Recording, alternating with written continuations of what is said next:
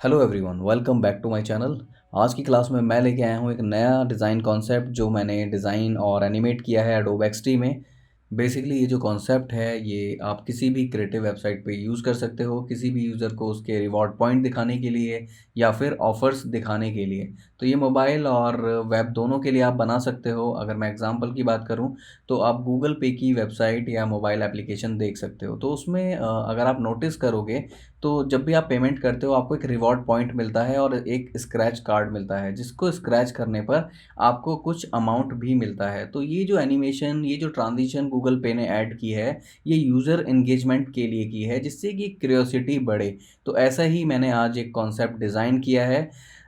इस कॉन्सेप्ट को भी डिटेल में देखते हैं कि किस तरीके से ये वेबसाइट पे काम करेगा और किस तरीके से ये आगे हम यूज़ कर सकते हैं। तो इसके लिए चलिए चलते हैं एक्सटी में, जहाँ पे मैंने फ़ाइल बनाई है। तो यहाँ पर मैं अपनी एक्सरसाइज फ़ाइल खोल लेता हूँ। मैंने ये ऑलरेडी फ़ाइल बना रखी है, तो यहाँ से मैंने एक्सटी में अपनी फ़ाइल ओपन कर ली। तो आप यहाँ पे देख सकते हो 4 स्लाइड मैंने बनाई हैं और इसका पहले एनिमेशन समझ लेते हैं। इसको समझ लेते हैं कि किस तरीके से ये काम कर रहा है। तो बेसिकली एक बहुत ही सिंपल सी वेबसाइट मैंने बनाई है, कंपनी का लोगो यहाँ पे लगा दिया और हैमबर्गर मेन्यू यहाँ पर है और एक कॉन्सेप्ट यानी कि एक हीरो बैनर मैंने यहाँ पे दिया है। बैनर यहाँ पे चेंज होते रहेंगे, लेकिन जो ये कॉन्सेप्ट है वो ये है कि आपका ये पर्सनलाइज़ डैशबोर्ड है, जहाँ पर आप अपने रिवॉर्ड पॉइंट या फिर अपने ऑफ़र्स देख सकते हैं। किस तरीके से, इसमें मैंने एक लाइन दी है, pull the arrow to reveal the offers. तो अगर आप इसको ड्रैग करोगे, इस तरीके से पुल करोगे, तो आप इसमें देख सकते हो कि ये हाइड हो जाता है टेक्स्ट और ये पूरा स्ट्रेच हो जाता है यहाँ तक। और जैसे ही यहाँ लाके आप इसको छोड़ते हो, ये जाता है टारगेट पे और हमारा ऑफ़र रिवील हो जाता है। तो ये क्रिएटिव सा कॉन्सेप्ट मैंने यहाँ पर बनाया है और इसको गॉट इट करेंगे तो दोबारा उसी स्टेट पर ये चला जाएगा। तो ये कुछ इस तरीके का एनिमेशन है और डिज़ाइन है। तो चलिए अब देखते हैं कि किस तरीके से मैंने ये बनाया है। इसको मैंने यहाँ से क्लोज़ कर दिया और सबसे पहले हम एक आर्टबोर्ड ले लेते हैं हमेशा की तरह। तो मैंने इसी आर्टबोर्ड को यहाँ पर कॉपी कर लिया ऑल्ट के साथ और यहाँ से सारा जो डेटा है वो मैंने कर दिया डिलीट। यहाँ पर लेफ़्ट में आप देख सकते हो कलर पैलेट मैंने जो भी यूज़ की है वो मैंने यहाँ पे डिफ़ाइन कर रखी है और इस फ़ाइल को आप डाउनलोड कर सकते हो अगर आपको कोई भी एलिमेंट इसमें से डाउनलोड करना है।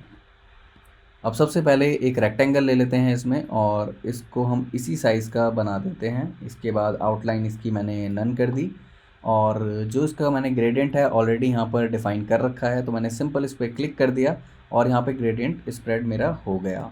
लेकिन आप एक चीज़ नोटिस कर रहे होंगे कि डार्क साइड मेरी ऊपर आ रही है और लाइट साइड मेरी नीचे।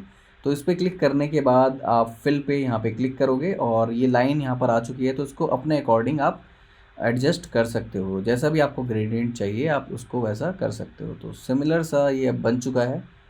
जैसा हमारा ऊपर आउटपुट है वैसा ही हमारा आउटपुट आ चुका है। तो ये हमारा बन गया ग्रेडियंट और ये जो मैंने राउंड बनाए हैं, ये सिंपल मैंने सिर्फ एलिप्स लिया था यहाँ पर और इसी ग्रेडियंट के साथ मैंने प्ले किया है और इसके साथ भी आपको according to your position set कर देना है। तो जिस तरीके का भी आपको ग्रेडियंट चाहिए आप यहाँ से एडजस्ट कर सकते हो। इसकी आउटलाइन यहाँ से नन कर दें और नन करने के बाद आप इनको कहीं पे छोटा या कहीं पे लार्ज साइज़ भी यूज़ कर सकते हो। तो बहुत ही इजीली ये बैकग्राउंड हमने बना ली है, इतना कुछ डिफ़िकल्ट इसमें था नहीं। और इसके बाद बहुत ही सिंपल मैंने ये लोगो नेट से डाउनलोड किया था वेक्टर। कुछ भी आप अपना लोगो यहाँ पे लगा सकते हो। अभी ये डमी मैंने यूज़ किया है। ये सिंपल मैंने 3 लाइंस यहाँ पर बनाई हैं, तो आप भी इसको कॉपी कर सकते हैं। मैं अभी फ़िलहाल के लिए इसको कॉपी कर लेता हूँ यहाँ से। कॉपी करके मैंने इसको सिंपल अपने लेआउट में पेस्ट कर लिया और इसके बाद ये भी मैंने जो बो है, मेरा बो और एरो है, ये भी मैंने वेक्टर डाउनलोड किया था और इस पे थोड़ा-सा काम किया है। तो ये अलग-अलग लेयर में मैं लेके आया था। ये सब मैं वेक्टर लेके आया हूँ। तो यहाँ से अभी के लिए इसको कॉपी कर लेते हैं। शैडो वगैरह अभी कॉपी नहीं करते हैं। इसका सारा तरीका देखेंगे किस तरीके से एज़ इट इज़ लेआउट आप बना सकते हो। तो यहाँ से मैंने एरो और बो कॉपी कर लिया और यहाँ पे अपने लेआउट पर पेस्ट कर दिया। इसके बाद सिंपल ये लाइन है और ये टेक्स्ट, ये भी मैंने कॉपी करके यहाँ पर पेस्ट कर दिया। कलर आप यहाँ से ले सकते हो, जो भी मैंने कलर्स यहाँ पे फिल किए हैं।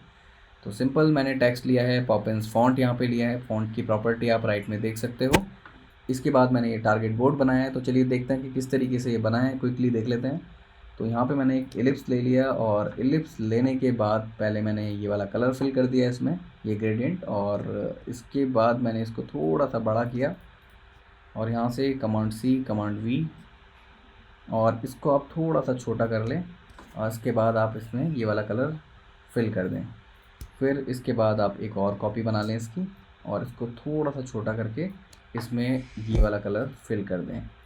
और जब आपका ये बन जाए, इन तीनों लेयर को पकड़ के ग्रुप करके और आप इसको इस तरीके से छोटा कर दें। अभी आप देख रहे होंगे इसमें ये वाला जो राउंड है वो हमारा स्क्यूज़ नहीं हुआ। तो इसके लिए रेस्पॉन्सिव रीसाइज़ यहाँ पे आपका एक्टिव होगा, इसको आप डीएक्टिव कर दो और इसके बाद आप इसको स्क्यूज़ कर सकते हो और अपने अकॉर्डिंग इसको एडजस्ट कर लीजिए, अलाइन कर लीजिए। और अब हम काम करेंगे शैडोज़ पे। शैडोज़ का बहुत सिंपल सा तरीका है, लेकिन यहाँ पे किसी रीज़न से मैंने ये अलग से बनाई है।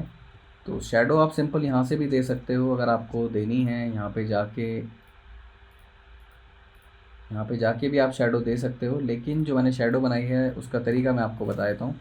मैंने सिंपल एक और कॉपी ले ली है इसकी और यहाँ पे जाके ऑब्जेक्ट ब्लर कर दिया है इसे, और इसके बाद इसका जो कलर है वो मैंने कर दिया है सॉलिड और इसको हल्का सा डार्क मैंने यहाँ से कर दिया। तो यहाँ से आप इसकी जो रेंज है वो कम ज़्यादा कर सकते हो, ब्लर आप इसका घटा बढ़ा सकते हो। तो यहाँ से मैंने इसको डाउन कर दिया और एक लेवल अप कर दिया और इसके बाद अपने अकॉर्डिंग सेट कर दिया। तो इसका रीज़न मैं बता देता हूँ। अगर मैं शैडो यहाँ से देता तो मुझे वैल्यूज़ हर बार देखनी पड़ती, हर बार डालनी पड़ती, बट ये मैं मैनुअली अपने अकॉर्डिंग सेट कर सकता हूँ। तो मैंने इसलिए ये शैडो अपने डिज़ाइन में प्रेफर की है। सेम मैंने पुल के साथ किया था। पुल टेक्स्ट पकड़ के और इसको मैंने डार्क कर दिया। सेम कलर मैंने लिया था, तो सेम प्रॉपर्टी अगर आपको लेनी है तो कमांड सी और पुल पे जाके कमांड ऑप्शन वी आप पेस्ट कर दें तो सेम प्रॉपर्टी अप्लाई हो गई इस पर। अब यहाँ पे जो इसका फेदर है वो आप कम कर सकते हो, ब्लरीनेस कम कर सकते हो, ज़्यादा कर सकते हो इस तरीके से, और इसको आप एक लेयर डाउन कर दो। तो लगभग कुछ इसी तरीके का हमारा आउटपुट यहाँ पर बन गया है। तो हमने एक स्टाइल यहाँ पे डिफ़ाइन कर रखा था, हमेशा इसको हमें कॉपी ही करना है। दोबारा दोबारा आप लेंगे तो आपका काम बढ़ेगा, टाइम बढ़ेगा। बेटर यही है कि आप इसको ही कॉपी कर लें। अब एक हमें इसमें जो काम करना है वो ये करना है, एक लाइन लेनी है 1 पिक्सल की। आप यहाँ पर लाइन ड्रॉ कर लें। यहाँ पे लाइन मैंने ड्रॉ कर लिया। इसका कलर आप वाइट कर दें और कलर वाइट करने के बाद ये 2 लेयर हैं, इनको आप पकड़ के टॉप पर ले आइए। तो आप देख रहे होंगे कि वाइट इसके नीचे चला गया। तो हमारा लगभग आउटपुट बिल्कुल यही आ चुका है, बिल्कुल रेडी है ये, और इसकी शैडो आप अपने अकॉर्डिंग एडजस्ट कर लीजिए। अब इसकी भी हमें शैडो बनानी है इन दोनों की, और ये एरो हमें चाहिए। तो ये वाले एरो हम यहीं से कॉपी कर लेते हैं। ये बॉटम वाले एरो कॉपी करके मैंने यहाँ पे सिंपल पेस्ट कर दिया इसको, और इन दोनों की शैडो बनाने के लिए मैंने इसको सिंपल कॉपी कर लिया यहाँ पर, और जो मैंने यहाँ से कॉपी किया था, अभी शायद कॉपी नहीं होगा वो, इस इफ़ेक्ट को मैंने कमांड सी किया और बो पर जाके कमांड ऑप्शन वी प्रेस कर दिया। तो सेम इफ़ेक्ट यहाँ पर भी अप्लाई हो गया, और सेम मैं इसको भी कॉपी कर लेता हूँ और कमांड ऑप्शन वी इस पे भी पेस्ट कर देता हूँ। तो यहाँ पर एरो की शैडो और बो की शैडो मेरी बन चुकी है। तो लगभग सिमिलर काइंड ऑफ मेरा आउटपुट रेडी हो चुका है। अब चलिए इस पे करते हैं एनिमेशन पे काम। तो एनिमेशन के लिए अभी हमें करना क्या है, हमें इसको कमांड डी प्रेस करना है। कमांड डी मैंने इसमें प्रेस कर दिया। अब हम बनाते हैं बो का एनिमेशन। अब एनिमेशन क्या है कि जब मैं इसको एक बार एनिमेशन देख लेते हैं किस तरीके से काम कर रहा था। तो अभी काम कैसे करेगा ये कि जब मैं बो को खींचूं तो ये जो मेरा पुल और ये वाला जो टेक्स्ट है ये मेरा लेफ़्ट की तरफ स्लाइड हो और हाइड हो जाए, और ये मेरा जो थ्रेड है ये पूरा बैंड हो जाए। तो ये एनिमेशन अभी हमें बनाना है। तो इस एनिमेशन के लिए सबसे पहले हम जाते हैं इस वाली लाइन पर, और इस वाली लाइन पे आप डबल क्लिक कर दें, और डबल क्लिक करने के बाद पेन टूल एक्टिव होते ही एक डॉट बना दें यहाँ पर, और डॉट बनाने के बाद इसको आप इस तरीके से पीछे की तरफ ले आएँ, जितना भी आपको स्ट्रेच कराना है उतना, और लाने के बाद आप इन दोनों लेयर को पकड़ के भी यहाँ पे सेट कर दें। तो हमारी दूसरी स्टेज भी बन चुकी है। अभी कोई एनिमेशन नहीं किया, सिर्फ डिज़ाइन में ही हमने मैनिपुलेशन की है। अब हमें क्या करना था, इस पूरे टेक्स्ट को हमें लेफ़्ट की तरफ थोड़ा सा स्लाइड कराना था और ओपेसिटी इसकी कर देनी थी 0।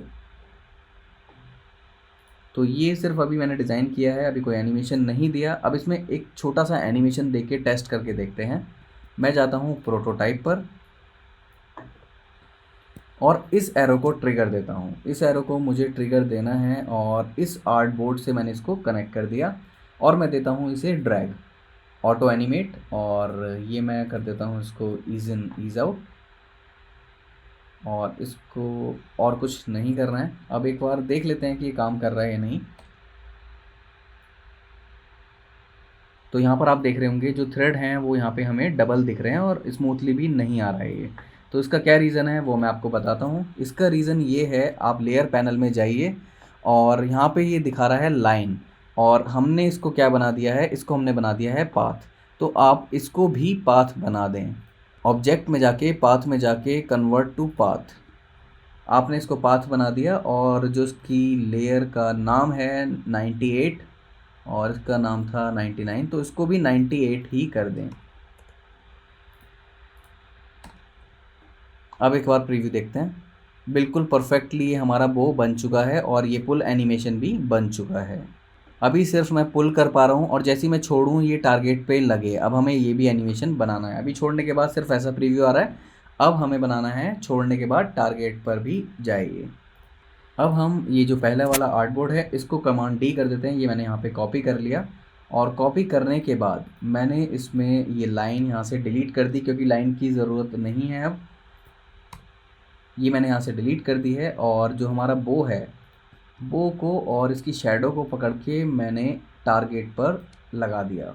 तो अब चलते हैं एनिमेशन में। एनिमेशन में सबसे पहले हमने एरो को एक ट्रिगर दिया था जो इस आर्टबोर्ड से कनेक्ट कर रहा था। अब ध्यान देने वाली बात ये है कि पहले हमने एक ट्रिगर दिया था एक कंपोनेंट को, लेकिन अब हमें ट्रिगर देना है एक आर्टबोर्ड को, जो ट्रिगर होगा टाइम। तो मैंने आर्टबोर्ड से ये आर्टबोर्ड कनेक्ट कर दिया और यहाँ पे ड्रैग की जगह इसको दे दिया टाइम। यानी कि टाइम का मतलब होता है कि वो ऑटोमेटिकली खुद ही एनिमेट करेगा, खुद ही सारी चीज़ें चलेंगी, आपको कोई भी ट्रिगर प्रेस करने की ज़रूरत नहीं है। तो यहाँ पे ईज इन ईज आउट मैंने दे रखा है, ट्रांजिशन भी ठीक है, ऑटो एनिमेट। एक बार इसका प्रीव्यू देखते हैं किस तरीके से ये काम कर रहा है। मैंने यहाँ से इसको खींचा और छोड़ दिया, बिल्कुल परफेक्टली ये काम कर रहा है। अभी हमें इसकी स्पीड पर थोड़ा सा काम करना पड़ेगा, इसकी स्पीड बढ़ानी पड़ेगी। तो स्पीड जो हमारी यहाँ से यहाँ तक की थी वो एक बार देख लेते हैं। तो यहाँ पर ये अभी 0.3 है, तो 3 की जगह आप इसको 2 कर दें और 2 करने के बाद एक बार और इसकी स्पीड चेक करते हैं। स्पीड ठीक है और इसमें हम एक चीज़ कर देते हैं, ईज इन ईज आउट की जगह हम कर देते हैं इसे बाउंस।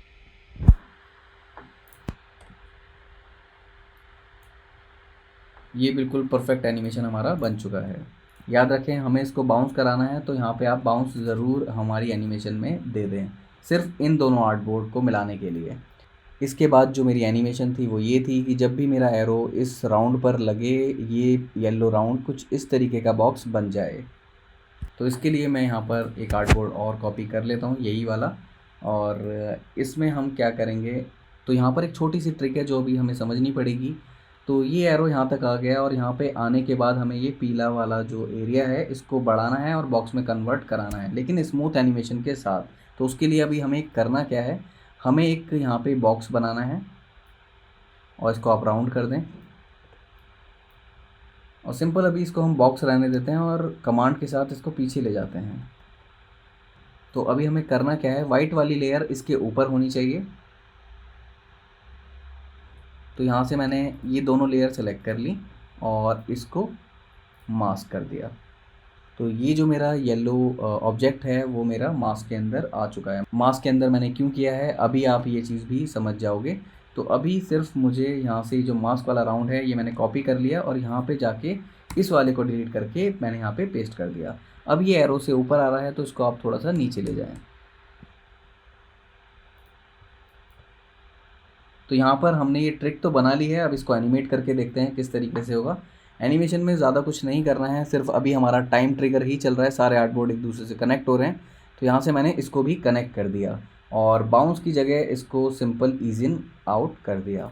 इसके बाद आपको जाना है डिज़ाइन में, और डिज़ाइन में जाने के बाद इस येलो राउंड को आपको सेलेक्ट करना है और इस तरीके से आप इसका साइज़ बढ़ा दें। तो आपको समझ में आ गया होगा कि मैंने ये मास्क क्यों लिया था। अगर मैं मास्क नहीं लेता तो ये पूरे आर्ट बोर्ड पर येलो स्प्रेड हो जाता और एक स्मूथ एनिमेशन भी हमारी नहीं बनती। तो अब आप देख रहे होंगे कि एक छोटा जो हमारा राउंड था वही बड़ा हो रहा है। इसकी स्पीड थोड़ी सी ज़्यादा है, तो स्पीड हम थोड़ी कंट्रोल कर लेते हैं। इसकी स्पीड के लिए प्रोटोटाइप में जाके आप इसको कर दें 0.6। ये परफेक्टली हमारा बन चुका है। और ये जो दो एलिमेंट हमें ऊपर दिख रहे हैं, इनको हम जाके डिज़ाइन में इनकी ओपेसिटी 0 कर देते हैं और इस लाइन की भी ओपेसिटी 0। तो आउटपुट देखते हैं, बिल्कुल परफेक्ट हमारा आउटपुट बन चुका है। और ये सिंपल जो मैंने टेक्स्ट लिखा है, ये बटन सिंपल मैंने बनाया है, ये मैं यहीं से कॉपी कर लेता हूँ और मैंने इसको यहाँ पर पेस्ट कर दिया। और ये जो मुझे एक लाइटिंग इफ़ेक्ट बनाना है, इसका मैं आपको बता देता हूँ ये किस तरीके से बनेगा।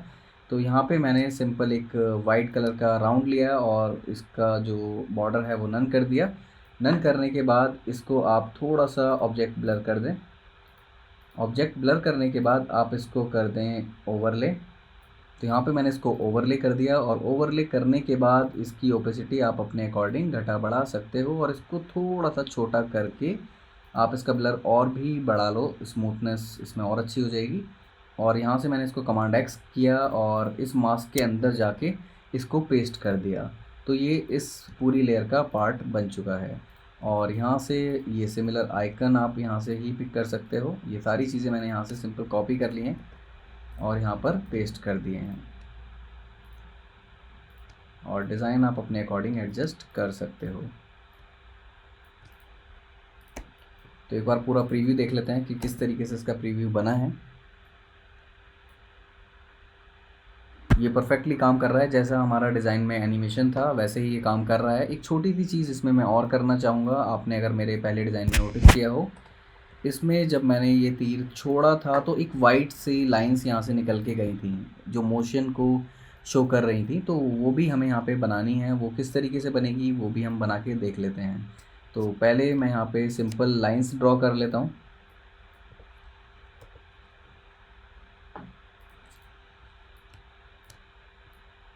और इसको आप किसी भी पोजीशन में किसी भी तरीके से रख सकते हो लाइंस को।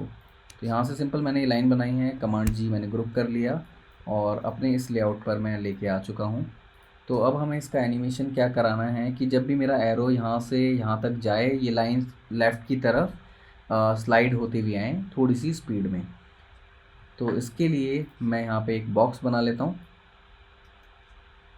और बॉक्स बनाने के बाद इन लेयर्स को यहाँ पे मैंने पेस्ट कर दिया। तो ये जो मेरी लाइंस हैं, मुझे इस बॉक्स के साथ इनको मास्क करना है। तो राइट क्लिक करके दोनों को पकड़ के मैंने मास्क कर दिया और मास्क को यहाँ से मैंने कॉपी करके और इस वाले आर्ट बोर्ड पर पेस्ट कर दिया। और सिंपल मैं मास्क के अंदर जाके इन लेयर्स को इधर की तरफ स्लाइड करा दूँगा। तो एक बार क्विकली प्रीव्यू देखते हैं इसका भी। सो आई थिंक ये परफेक्टली वर्क कर रहा है। तो एक्चुअल जो हमारा डिज़ाइन था, एनिमेशन था, बिल्कुल वैसे ही हमने इसको अचीव कर लिया है, बिल्कुल वैसे ही इसको बना दिया है। और आप भी इसको एक बार प्रैक्टिस करके देखिएगा, इसी तरीके के कुछ कॉन्सेप्ट निकाल के देखिएगा कि किस तरीके से ये वर्क करता है और कहाँ पे आप इसको यूज़ कर सकते हो। तो आज की जो मेरी क्लास है उसमें सिर्फ इतना ही।